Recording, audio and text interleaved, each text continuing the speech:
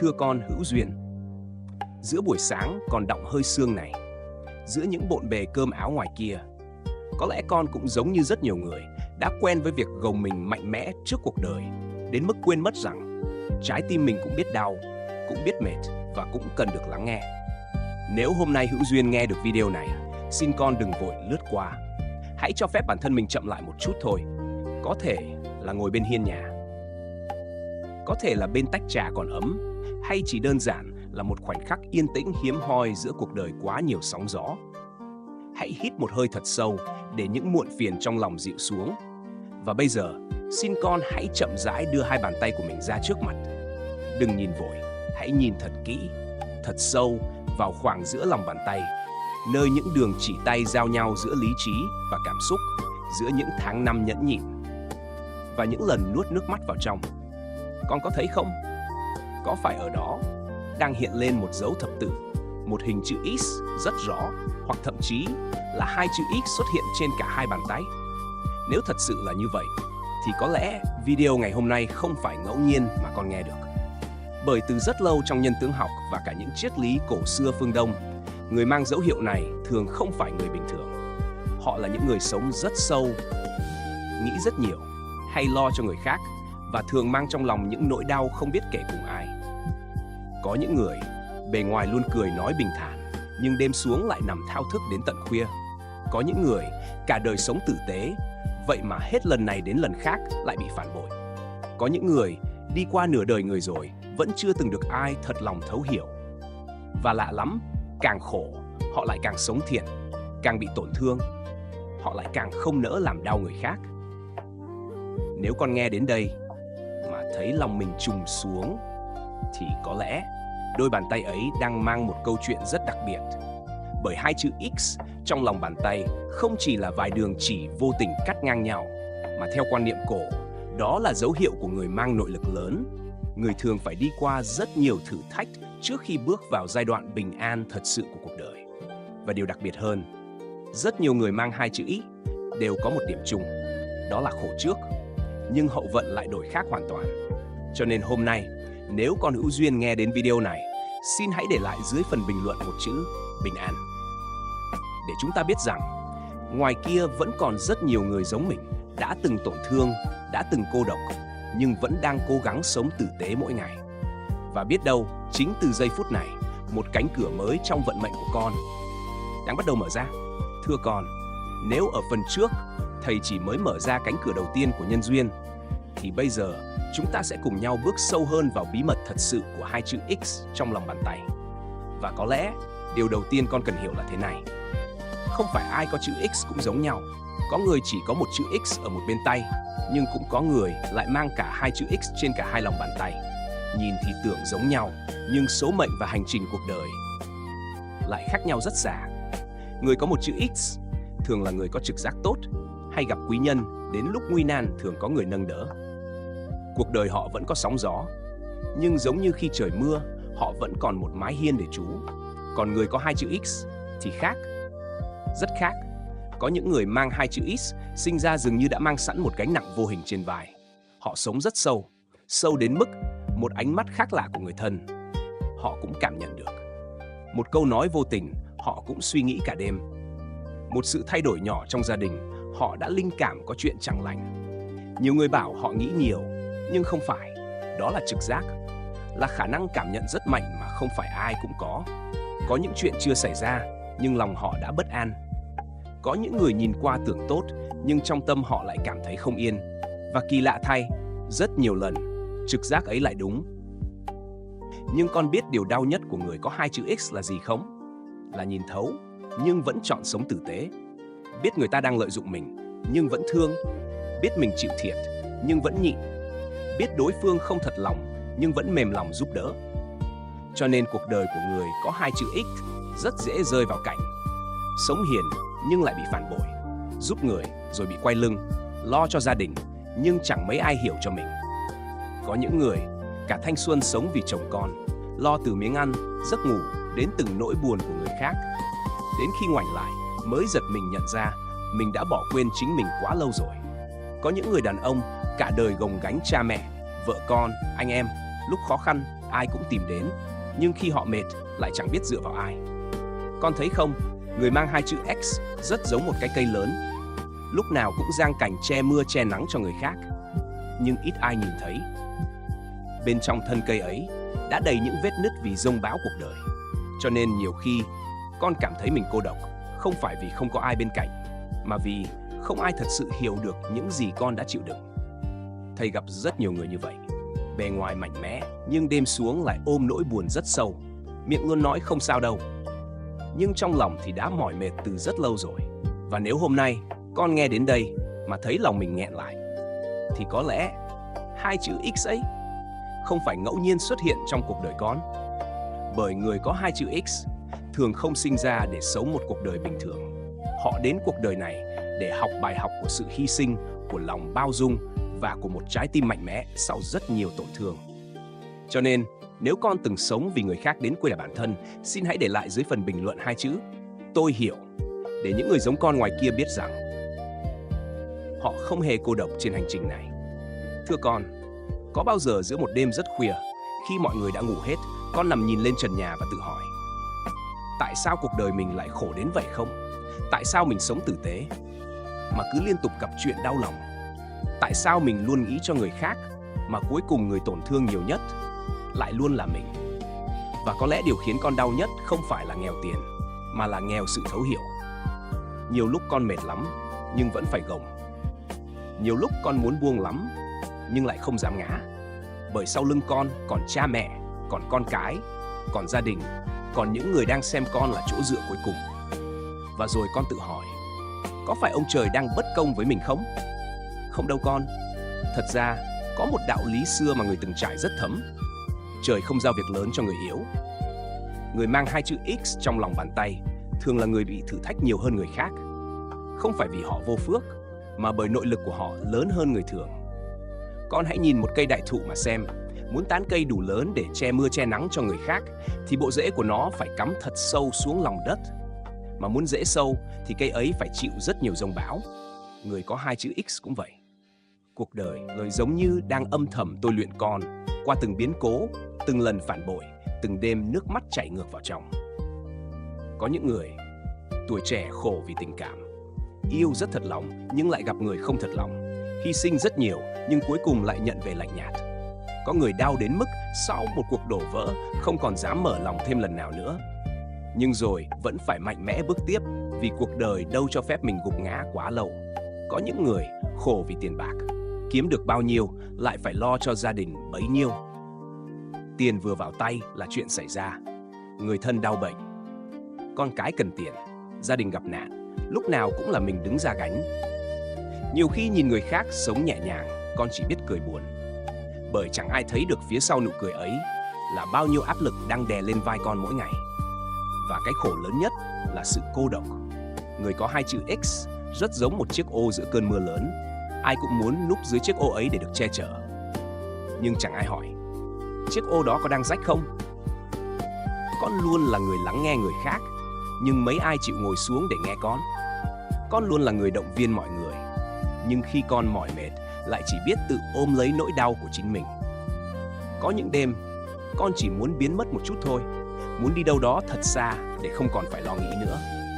Nhưng sáng hôm sau, con vẫn phải thức dậy, vẫn phải cười, vẫn phải mạnh mẽ, vẫn phải tiếp tục làm chỗ dựa cho tất cả mọi người. Cho nên thầy mới nói, người có hai chữ X thường không khổ kiểu bình thường, mà là kiểu khổ âm thầm, khổ dai dẳng, khổ mà không biết kể cùng ai. Nhưng con à, viên ngọc quý trước khi phát sáng đều phải trải qua hàng ngàn nhát mài đau đớn.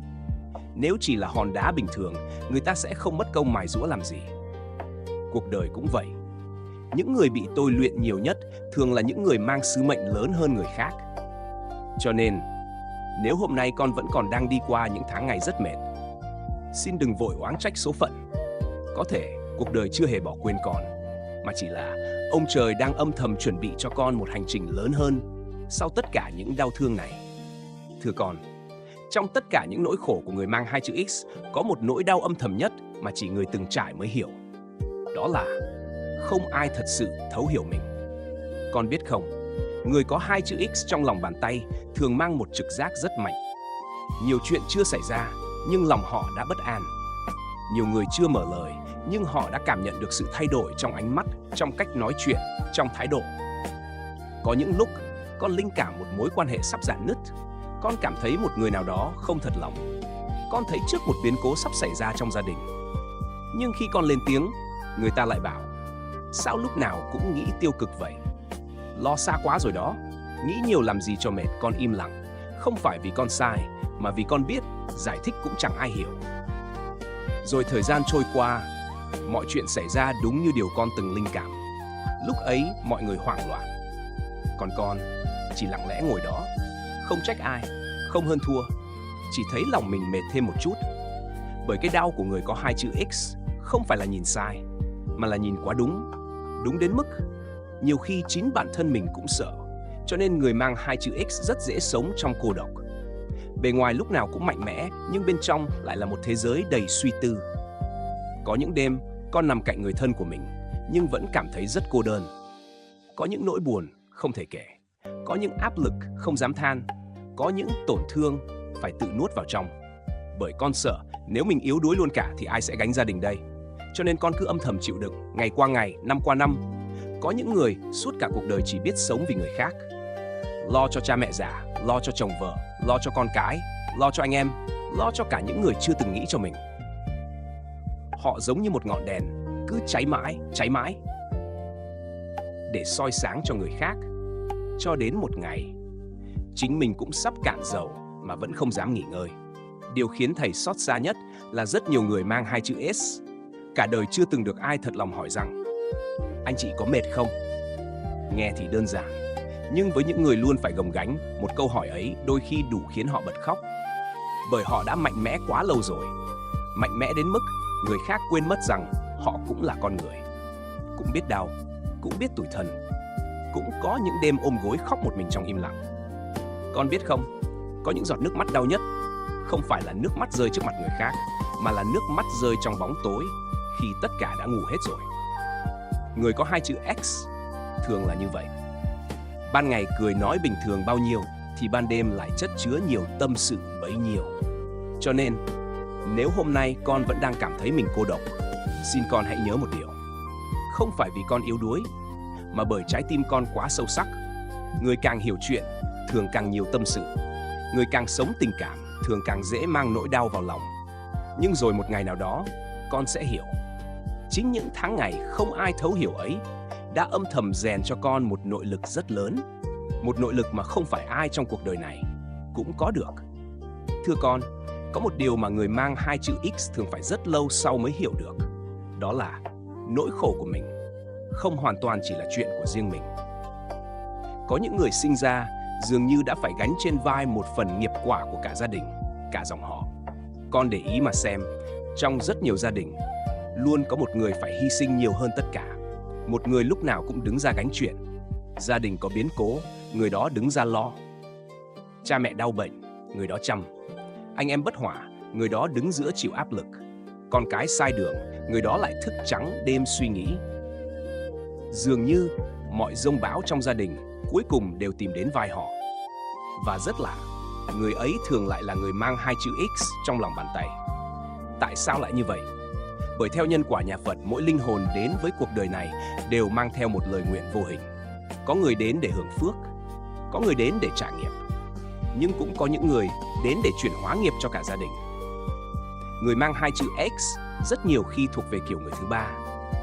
Cho nên cuộc đời họ thường không nhẹ. Họ phải đi qua rất nhiều đau đớn để học bài học của lòng từ bi, của sự nhẫn nhịn và của bao dung. Con có thấy không? Có những người càng lớn tuổi, ánh mắt càng sâu.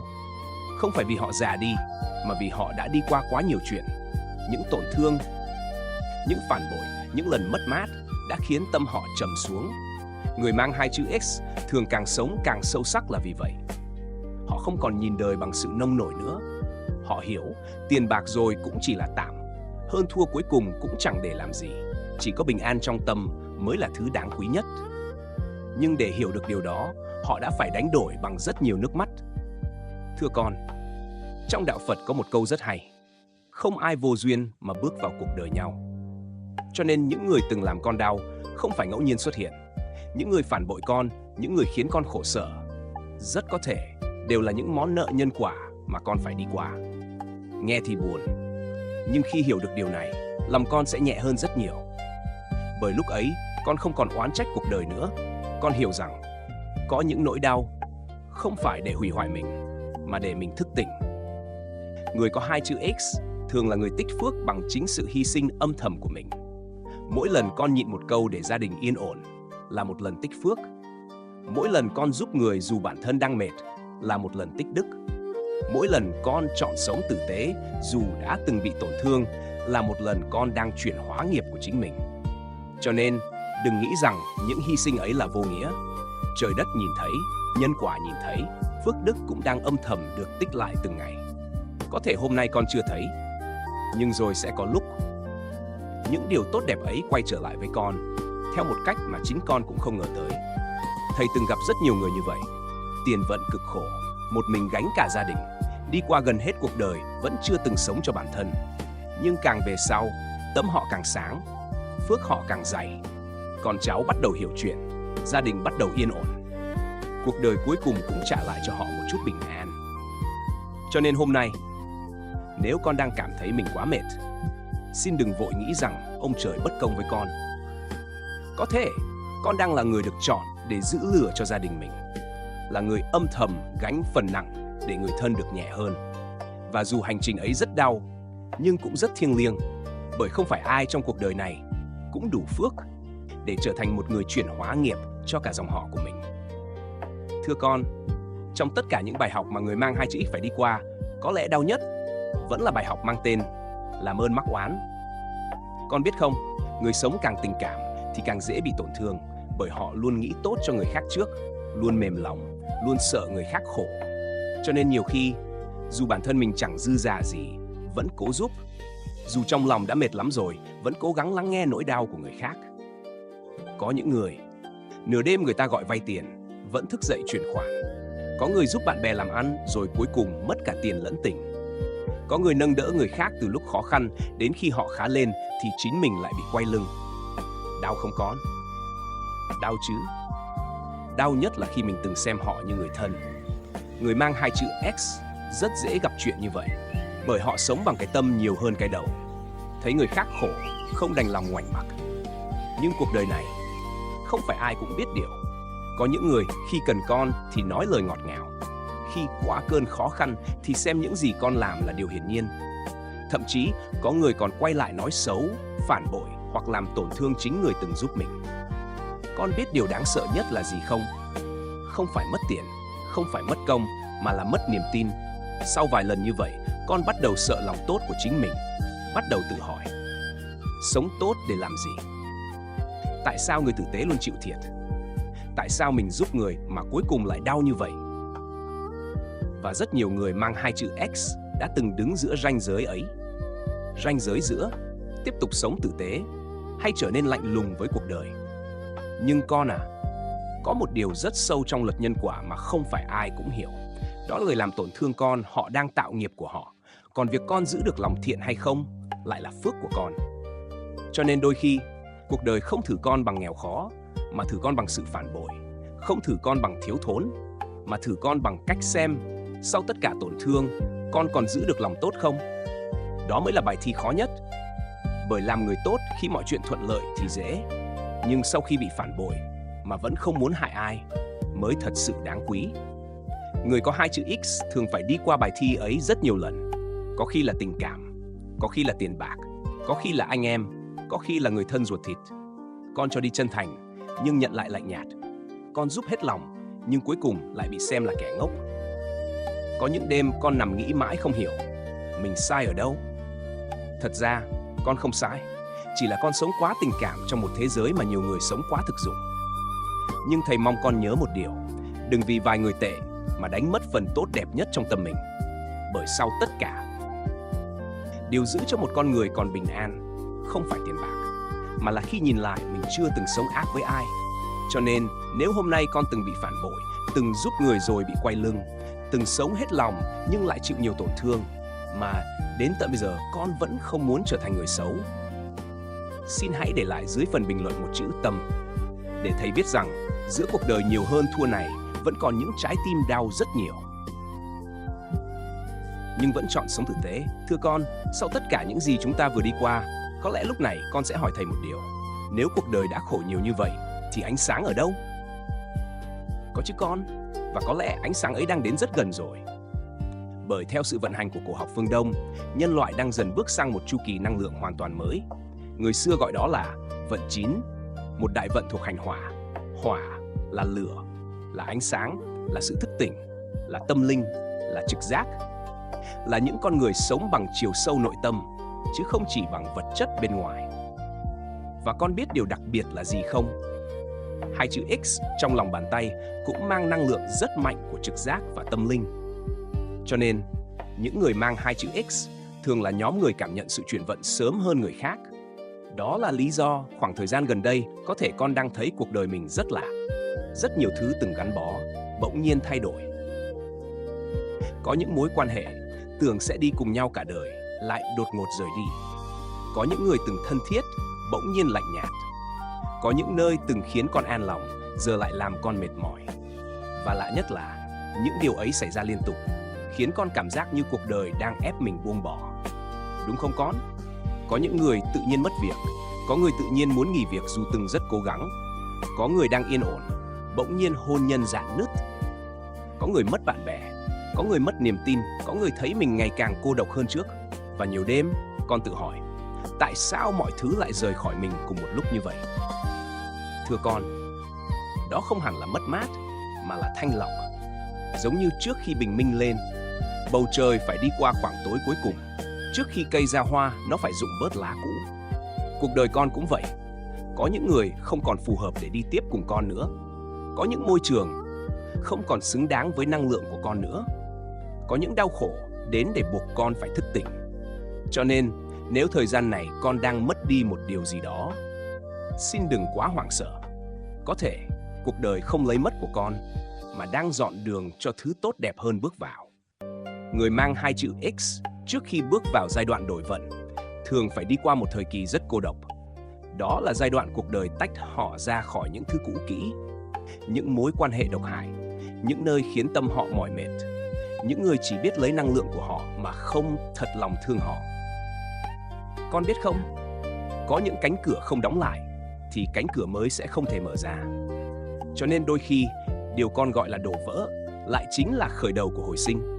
Và năm 2026, theo năng lượng của vận 9 hành hỏa sẽ là thời điểm rất mạnh với những người sống bằng trực giác, bằng chiều sâu nội tâm và bằng lòng thiện như con. Không phải tự nhiên, mà nhiều người mang hai chữ X gần đây liên tục thức tỉnh. Họ bắt đầu nhìn khác về cuộc đời, bớt hơn thua, thích yên tĩnh, tránh xa ồn ào, muốn chữa lành, muốn sống thật với chính mình. Đó không phải yếu đuối, mà là linh hồn con đang thay đổi tầng nhận thức. Và khi một con người thay đổi từ bên trong, cuộc đời bên ngoài cũng sẽ bắt đầu đổi khác. Cho nên, nếu hôm nay con vẫn đang đi qua những ngày tháng đầy biến động, xin hãy nhớ thật kỹ điều này. Không phải mất mát, mà là cuộc đời đang dọn đường. Không phải ông trời quay lưng với con, mà là vận mệnh đang âm thầm đưa con đến một chương mới. Một chương mà sau tất cả đau thương, con sẽ bắt đầu học được cách sống nhẹ lòng hơn, bình an hơn, và cuối cùng là tìm lại chính mình. Thưa con, nếu những năm tháng vừa qua là quãng đường của thử thách, thì khi đại vận thật sự mở ra, cuộc đời của người mang hai chữ X cũng sẽ dần bước sang một trạng thái rất khác.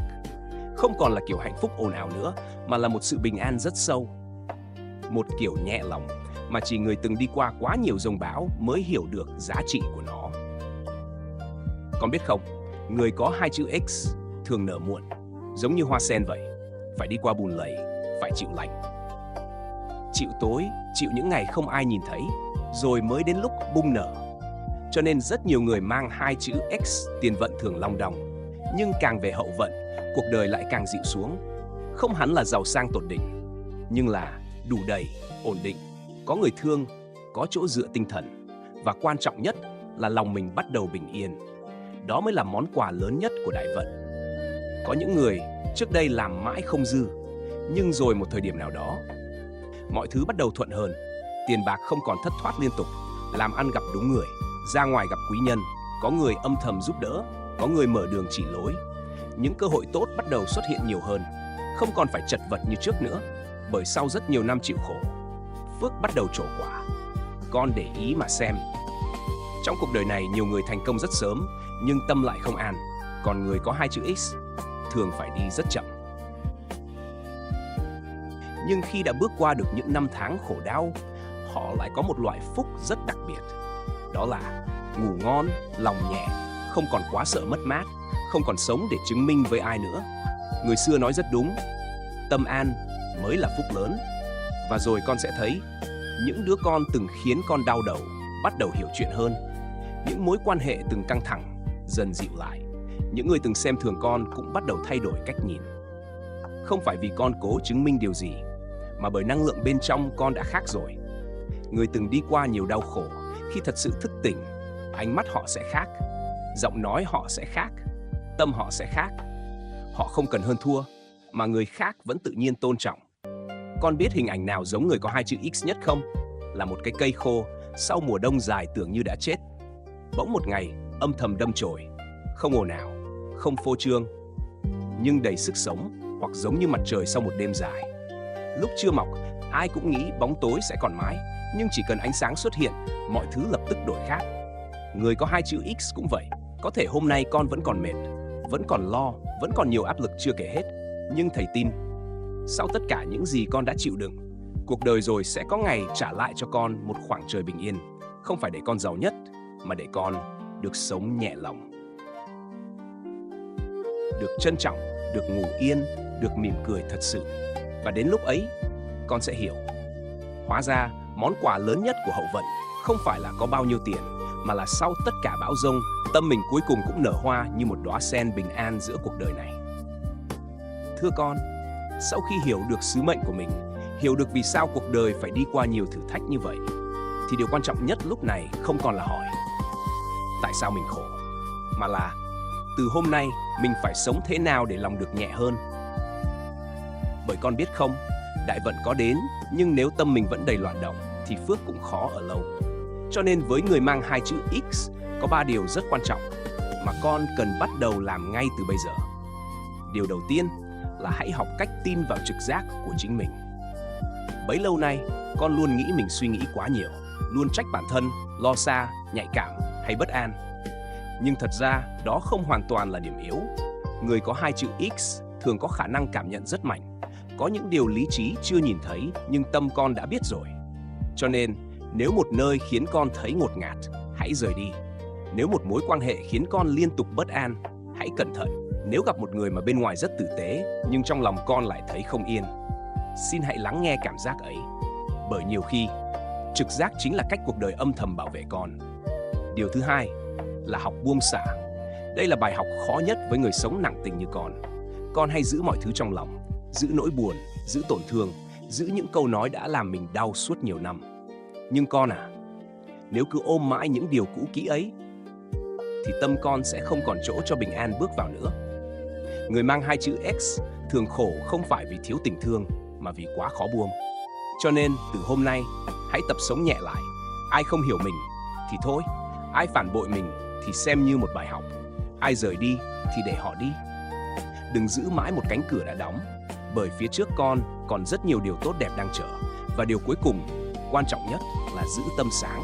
Cuộc đời này, sau tất cả, thứ giữ được một con người không ngã xuống không phải tiền bạc, mà là cái tâm. Con có thể nghèo một chút, mệt một chút, thiệt thòi một chút, nhưng xin đừng để lòng mình trở nên cay nghiệt. Đừng vì bị tổn thương mà đánh mất sự tử tế bên trong con. Bởi người có 2 chữ X, khi giữ được tâm thiện thì phước sẽ rất dày. Và để tâm mình nhẹ hơn mỗi ngày, thầy muốn con tập vài điều rất đơn giản thôi. Mỗi sáng, hãy dành vài phút bước ra ngoài trời, hít sâu một hơi dưới ánh nắng ban mai. Con đừng xem thường ánh mặt trời. Trong đạo Phật và cả dưỡng sinh phương Đông, ánh nắng sớm giúp chuyển hóa rất nhiều năng lượng nặng nề trong tâm. Khi hít vào, hãy tưởng tượng mọi ánh sáng đang đi vào lòng ngực con. Và khi thở ra, hãy thả hết những muộn phiền xuống. Nếu lòng quá mệt, hãy thử ngồi yên vài phút, niệm một câu Nam Mô A Di Đà Phật. Không cần cầu gì lớn lao, chỉ cần để tâm mình dịu xuống. Ngoài ra, con cũng cần học cách tránh xa những người luôn khiến năng lượng của con cạn kiệt. Có những người ở cạnh lâu ngày chỉ khiến con thêm mệt. đừng cố cứu tất cả mọi người. Người có 2 chữ X rất dễ quên mất chính mình vì luôn lo cho người khác. Cho nên từ hôm nay, hãy sống chậm lại một chút, ăn chậm hơn, nói nhẹ hơn, nghĩ ít hơn và thương bản thân mình nhiều hơn. Bởi sau tất cả những năm tháng đã đi qua, điều con cần nhất lúc này không phải là cố mạnh mẽ thêm nữa, mà là học cách sống bình an và nhẹ lòng hơn mỗi ngày. Thưa con, người xưa có một câu rất sâu: phước lớn bao nhiêu thì thử thách giữ phước cũng lớn bấy nhiêu. Cho nên, khi nói về đại vận của người mang 2 chữ X, thầy không chỉ nói đến phúc phần mà cũng phải nói đến một điều rất quan trọng, đó là đừng để phước biến thành họa. Con biết không, người mang 2 chữ X nếu sống thiện thì phước đến rất nhanh, nhưng nếu sống sai thì nhân quả cũng đến rất nhanh. Bởi đây là kiểu người có năng lượng rất mạnh, giống như một thanh kiếm báu vậy. Kiếm báu vào tay người quân tử thì dùng để cứu người, nhưng nếu vào tay kẻ tiểu nhân thì lại trở thành thứ gây tổn thương cho rất nhiều người. Cho nên người có 2 chữ X khi bắt đầu đổi vận, khi tiền bạc tốt hơn, khi cuộc đời bắt đầu thuận hơn, lại càng phải cẩn thận với cái tâm của mình. Có những người khổ quá lâu, đến khi có tiền bắt đầu thay đổi, xem thường người nghèo, nói chuyện cao ngạo, sống hơn thua, dùng sự khôn ngoan của mình để tính toán người khác. Và rồi phước đến rất nhanh, nhưng mất cũng rất nhanh. Bởi nhân quả của người mang 2 chữ X thường đến rất trực tiếp, có khi chưa cần đợi kiếp sau, mà ngay trong đời này đã thấy quả rồi. Con để ý mà xem, có những người ban đầu rất tốt, nhưng sau khi có chút tiền bạc thì bắt đầu nóng tính hơn, xem thường người khác, thích kiểm soát, thích hơn thua, thích làm người khác đau. Đó là lúc phước bắt đầu rò rỉ. Thưa con, tiền bạc không xấu, quyền lực cũng không xấu. Cái đáng sợ nhất là khi con đánh mất sự tử tế lúc mình bắt đầu có được nhiều hơn. Người từng chịu khổ đáng lẽ phải hiểu nỗi đau của người khác hơn ai hết. Cho nên nếu sau này cuộc đời khá lên, xin con đừng quên những ngày mình từng khó khăn, đừng quên cảm giác từng bị xem thường, đừng quên những đêm mình từng khóc trong cô độc, bởi ký ức ấy sẽ giữ cho tâm con còn biết thương người. Người có 2 chữ X nếu giữ được tâm sáng thì hậu vận rất đẹp. Không chỉ bản thân hưởng phước mà con cháu sau này cũng được hưởng phúc đức ấy. Nhưng nếu dùng sự thông minh của mình để lừa lọc, thao túng, làm tổn thương người khác thì nghiệp cũng nặng hơn người thường. Cho nên thầy mới nói, người mang 2 chữ X không phải chỉ học cách vượt khổ, mà còn phải học cách giữ mình khi bắt đầu có phước. Bởi rất nhiều người vượt qua được nghèo khó nhưng lại thua trước danh vọng. Rất nhiều người chịu được cô độc nhưng lại đánh mất bản thân khi có tiền. Cho nên, nếu một ngày nào đó cuộc đời bắt đầu mỉm cười với con, xin hãy sống càng khiêm nhường hơn. Có tiền, đừng kiêu. Có quyền, đừng ác. Có phước, đừng khoe. Và dù cuộc đời thay đổi thế nào, xin vẫn giữ cho mình một trái tim biết thương người. Bởi sau tất cả, thứ giúp một con người đi đường dài không phải sự khôn ngoan, mà là phúc đức. Người xưa nói rất đúng, kiếm báu cứu người thì thành phước, kiếm báu hại người thì thành nghiệp.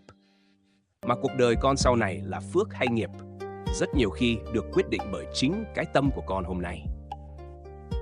Thưa con, chúng ta đã cùng nhau đi qua một hành trình rất dài, từ những dấu hiệu bí ẩn trong lòng bàn tay đến những nỗi đau âm thầm mà bấy lâu nay con chưa từng kể với ai. Và có lẽ lúc này, điều thầy muốn nói nhất với con không còn là chuyện vận mệnh, cũng không phải chuyện giàu nghèo, mà là một điều rất giản dị thôi. Đó là con đã rất mạnh mẽ rồi, mạnh mẽ hơn những gì con từng nghĩ về chính mình. Con biết không? Không phải ai cũng đủ sức đi qua những năm tháng như con đã từng đi qua. Có những người chỉ gặp một biến cố nhỏ đã gục ngã, nhưng con đã từng bị phản bội, bị tổn thương, bị hiểu lầm, bị áp lực đè nặng, có những đêm khóc đến nghẹn lòng. Vậy mà đến hôm nay, con vẫn còn ngồi đây, vẫn còn cố gắng sống tử tế, vẫn còn muốn yêu thương người khác. Điều đó thật sự rất đáng quý. Thưa con, có những vết thương trong cuộc đời không phải để hủy hoại một con người, mà để làm họ thức tỉnh. Nếu con chưa từng đau, có lẽ con sẽ không hiểu cảm giác của người đang khổ. Nếu con chưa từng mất mát, có lẽ con sẽ không biết trân trọng bình an. Nếu con chưa từng đi qua cô độc, có lẽ con sẽ không hiểu giá trị của một người thật lòng ở bên mình. Cho nên, những năm tháng khổ đau ấy không hề vô nghĩa. Chúng đang âm thầm biến con thành một phiên bản sâu sắc hơn, điềm tĩnh hơn và trưởng thành hơn. Con để ý mà xem, những người sống càng thiện thường càng trải qua nhiều thử thách, không phải vì ông trời ghét họ, mà bởi cuộc đời đang dạy họ trở thành ánh sáng cho người khác.